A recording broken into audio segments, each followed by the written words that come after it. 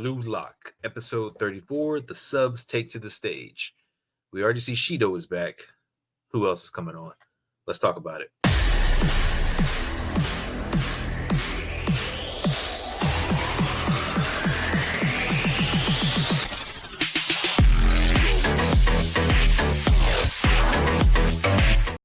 All right, welcome back, Geek. So today we're talking about Blue Lock episode 34. The subs take to the stage, and this is in response to, of course, Shidou coming onto the field.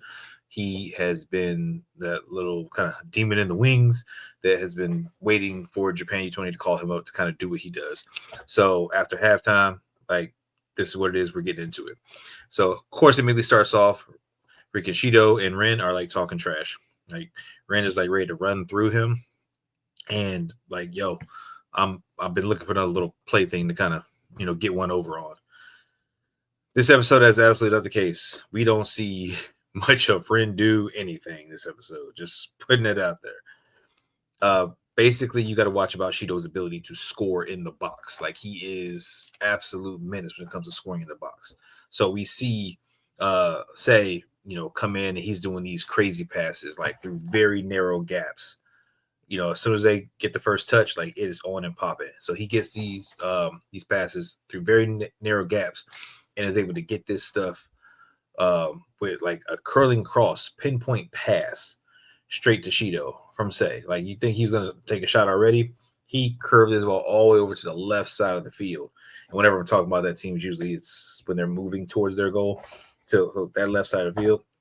And again, Shidou was hauling all the way down there. Nico managed to get in and stop it, but there's a problem with that. When Nico got in and got stopped, he actually, you see his toe kind of bent a little bit, it just kind of bent the wrong way, and he ended up getting yellow carded.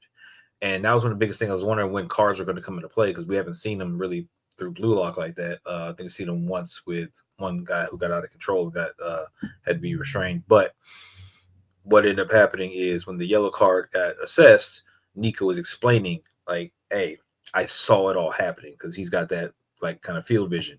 He's I saw it happening. I saw the weakest point. This is where we need to get to. This is what we need to do. But I still was not able to get it done how I wanted to. So I had to foul. That was the only way I was going to stop this play from happening. I had to foul. So he sacrificed himself to getting the yellow card to make sure. And if you don't know, you get a yellow card, that's your warning. You get a red card, you're out the game. So he took that kind of on the chin and saved the team. Now, with that being said, they continue to play. And as they continue to play, you see that a free kick is being assessed for Shidou. And Shidou's I'm going to take this free kick. It's what I want. And Sei ends up talking to him, was yo, if you want to take this free kick, you got to find where the shot that you want to make versus the shot that you can make and where that intersects, where that's the perfect point for your shot. So you got to figure that out. And again, Shidou is listening to him. At the same time, he's just kind of he's got that look on his face, I'm going to do what I want to do. But again, he's a team player. He's been a team player when it comes to Sei.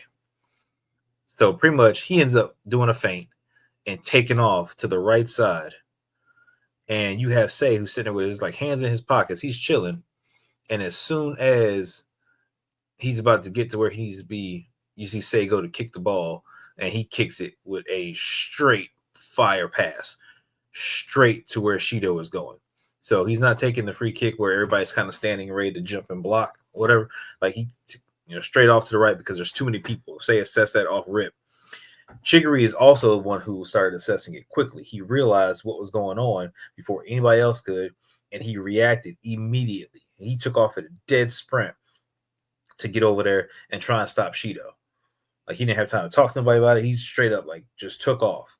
And I think he was maybe an inch or two short of being able to head the ball to get it away when it got there, and Shidou was able to do this dragon dive type kick and immediately score. The crowd went nuts. Everything was great. And it was just yo, Nobody was ready for that except for Chigiri, and even then, he still fell short. The problem with that is, if you watch throughout the whole game, Chigiri has been sprinting this entire game, all up and down the field. And because he's been sprinting the entire time, he ends up catching a cramp. So they end up doing some substitutions. And that's where you see Chigiri getting stretched out because he's cramping. He's trying to figure out what he needs to do. And Nico has his injured toe. So he's got to come out. He wants to play through it, but he knows he's going to come out. So we end up seeing Ego kind of talking to them. It's like, hey, you're being swapped out, and explaining to Chigiri why he's being swapped out. He's like, I need somebody, who can do it. Like, if you're not able to sprint the entire game, then you don't need to be here. And if you want to go cry about it, go cry about it. Because Chigiri is visibly frustrated. Like, he is crying on the sidelines. He is upset that he's being subbed out. He wasn't injured, but he has a cramp. So that does affect his ability to run. And that's a liability as far as what Ego sees. So he tells him, like, you got to come out. And again, it's a lot of emotion. People who play in sports and stuff like that, very passionate about what it is they do. So when you got to take them out, substitute, when they get injured and stuff like that, like, it wrecks them. It wrecks them hard. So with that being said, they end up getting subbed. So Rayo gets subbed in, and Hiyori gets subbed in. So both of those guys get subbed in when Nico and Chigiri get subbed out. Rio ends up taking center back, and Hiyori ends up taking the right wing because Ada moves up to the right back. So he just shifts in position, and he let him know, hey, don't go up so far because you're going to take this position out, and I'm taking this. This is where we've been subbed in at. So they're setting up. You see Nagi and Rayo have a moment, and he's just like, hey, told you I was coming back. And Nagi was like, I knew you'd be here. So they have their next little moment, and they're kind of getting set up. And it's like, all right, what's going to happen? Because Shidou just came out and did some things. So now BlueLock needs to answer, like, quickly. So everything's set up. You got Hiyori. He ends up getting one of the first touches. And, he's got that vision where he can kind of see everything that's going on, and he's got a controlled touch. So unhurried vision, that's what it was called, unhurried vision. So he's got that unhurried vision and that controlled touch. So he's able to control the ball. He's kind of, on a level of Nagi's able to control the ball and score. Like, he's way better at, controlling it and getting it into scoring position and scoring. Whereas Hiyori, he's more of a controlling technical passer, stuff like that. Like, he can see and read everybody else's moves where they're going and get the ball to them and do that kind of stuff. So that's where he's really coming in. So he ends up having some close passing and stuff going on with a teammate, and he ends up getting the ball to Nagi. And it was funny because this is where Rin comes in. Nagi used Rin to kind of as a feint, just so basically he's using his decoy. He can get the ball, so the ball gets passed over Rin, which he doesn't look too happy about. Nagi gets the ball, and then Nagi sees Isagi ready to go, and then freaking gets the pass to him. And that's where freaking Aiku comes in and stops it. Immediately shuts him down. It's just like, yo, I had to put a collar on you, freaking, because you're a little thief. And I'm just like, dang, Aiku is on him. There is nothing that he can do that Aiku is not on him when he's in that zone to strike.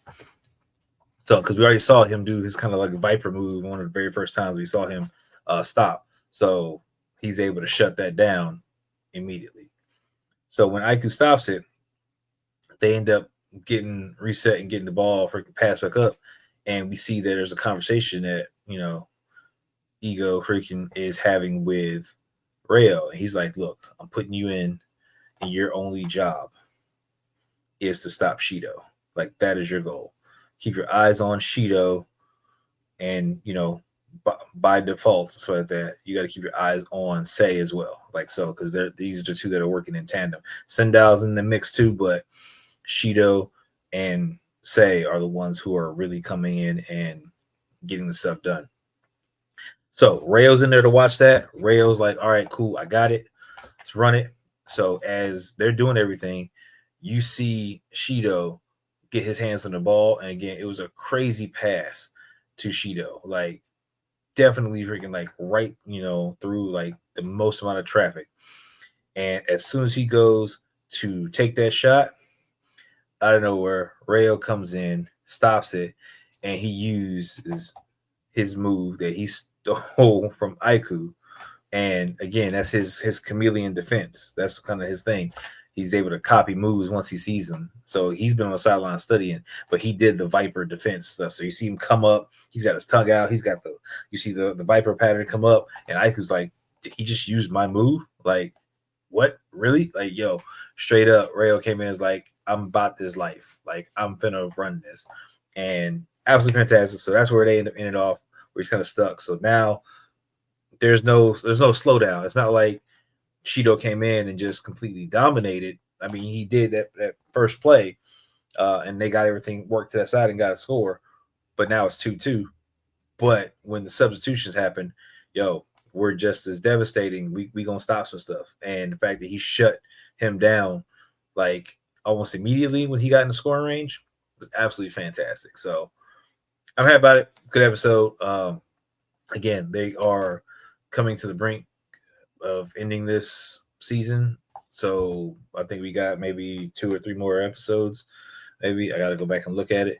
But we should get a definitive ending as far as if they're taking over the Japan U20 team or not. What is BlueLock going to do?